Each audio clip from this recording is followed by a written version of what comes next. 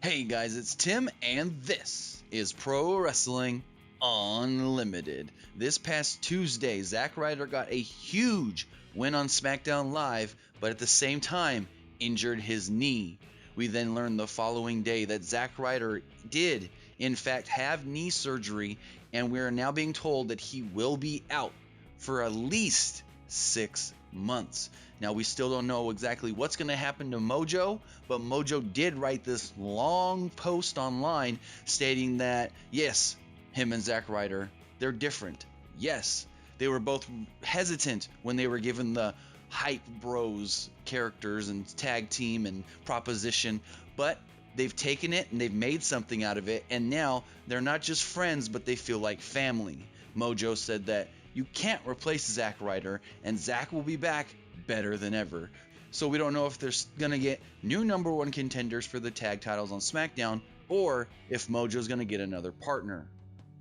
Next up, we know that WWE on January 14th and 15th, they're holding a tournament in the United Kingdom to crown the first United Kingdom champion. And for all of you guys that have been asking, tickets are officially sold out for both nights. And finally, the top story in this episode. It looks as if when AJ Styles, Shinsuke Nakamura, Gallows, and Anderson all signed with the WWE this past year, AJ wanted to bring some other good brothers with him.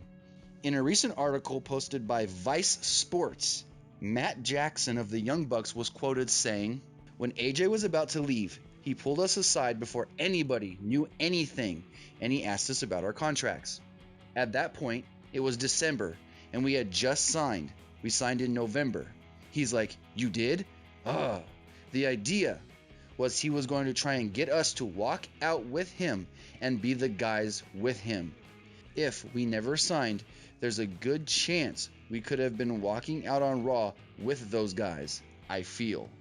So if the Young Bucks didn't re-sign with New Japan and Ring of Honor, I guess it would have been November 2015, they could have essentially came with AJ to the WWE, and who knows though if they would have been put on the main roster or down there in NXT. But if they were coming in, if AJ was going to try and bring them in with him, just like we see with Gallows and Anderson, then there's a good chance they could have been on that main roster, and then WWE could have pushed this club thing, Bullet Club, The Club, whatever you want to call it, even harder. It's just crazy to think that they almost came, well, AJ wanted them to come last year, but then this year they made the decision to sign a 2-year deal to stay with both Ring of Honor and New Japan Pro Wrestling. And from things I've heard about this contract, everyone is saying it was the right move. I guess, I don't know the numbers. The amount of money they were offered as far as the amount of dates they have to work compared to what they would have got in WWE was a huge selling point for those guys. And ultimately, we saw they re-signed after Final Battle. The day after Final Battle, they signed their contracts right on the back of Adam Cole. But what do you guys think of this? Would the landscape of the WWE be different, at least the tag team division, if the Young Bucks would have came? Would AJ Styles be WWE champion right now? Would AJ Styles be on SmackDown Live? Would Gallows and Anderson have come to the main roster or gone to NXT instead? These questions will never be known. They're questions that we can always ask and fantasy book, but it didn't happen. It's not going to happen at least for 2 more years.